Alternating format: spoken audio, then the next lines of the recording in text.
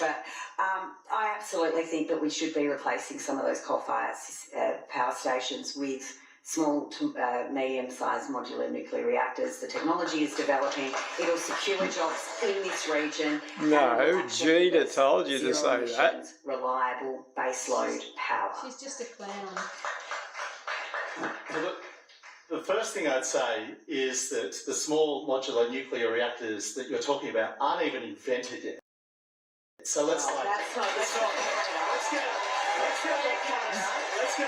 on the table. That's the first thing. Let's go to Canada and have a look at the ones over there in Ottawa. The second thing, well, they're not small modular nuclear they're medium-sized, they're large-scale nuclear reactors. So let's get the facts on the table.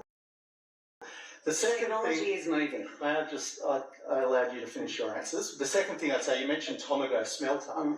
Well, the AI group, with their energy expert, Tennant Reid, only this week said that under the frontier economics modelling, that the Tomago Smelter will not exist under a nuclear pathway by 2050.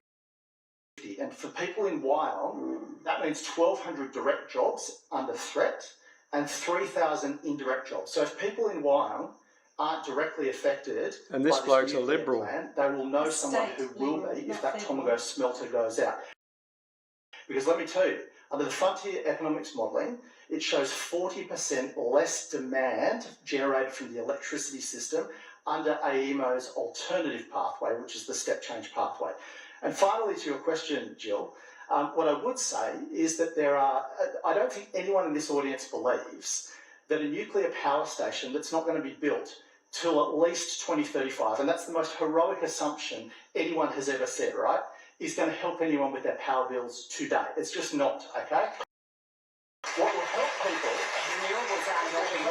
what will help people with their power bills today is more supply going into the system. And let me give you an example of a practical example of supply going into the system on an existing site that doesn't need new transmission lines being built. And that's the Waratah Super Battery being built on the Munmora Power Station right now. Private capital is flowing to it, jobs are being created in the local community, and it's spitting out electricity. It will be spitting out electricity once it's commissioned very shortly, and that will mean our existing coal-fired power stations can put more energy into the system because it's freeing up the transmission capacity, and it will allow more renewables to come into the system, providing more supply and putting downward pressure on prices. Okay. Brilliant, brilliant, brilliant. Clearly, you're both members of the Liberal Party. Clearly, you're both members of the Liberal Party. Clearly, you're both members of the Liberal Party. Clearly, you're both members of the Liberal Party. Clearly, you're both members of the Liberal Party.